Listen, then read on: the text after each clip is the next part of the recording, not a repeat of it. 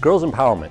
This term has become a real conversation piece recently, and the most troubling aspect of that is that this is happening 50 years after the women's liberation movement. This conversation is still necessary. The question is why? At its core, this is a human rights issue.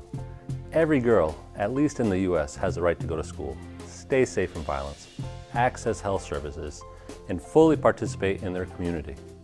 And even these very basic rights are still quite recent. It's taken us a while to get to this point. Most importantly, even though they may have the rights, they're still not being utilized the way they should be. Yes, all girls have the right to go to school, but are girls encouraged to pursue higher education? Degrees in engineering, medicine, law? Is this an expectation at the same level it is for boys? Yes, girls have the right to stay safe from violence, but are they protected from violence? And although girls have the right to participate in their community, are they taught at an early age that being involved in politics and representing oneself and others is something that they should aspire to?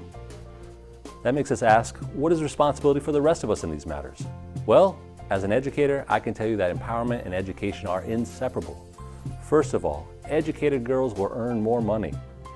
An extra year of secondary school for girls can increase their future earnings by 10 to 20%. Hopefully women soon will regularly be receiving equal pay of that of male counterparts, and hopefully that will happen sooner than later. But this means educated girls will make better decisions. Girls with secondary schooling are up to 6 times less likely to marry as teens themselves. A report just released by the McKinsey Global Institute found that if women's level of participation in the labor market was the same as men's, it would add up to $28 trillion to the annual global GDP in 2025. And regardless of your politics, we can all agree that a strong gross domestic product is a good thing.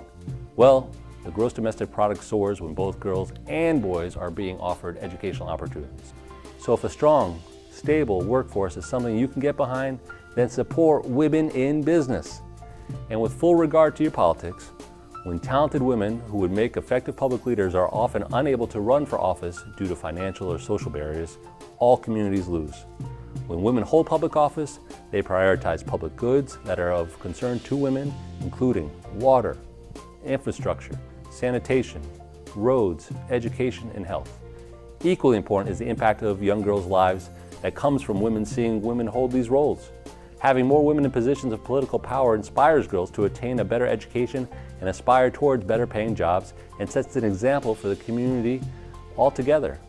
A society that emphasizes the strong importance of education, a strong economy, and political representation that truly represents everyone, empowers everyone.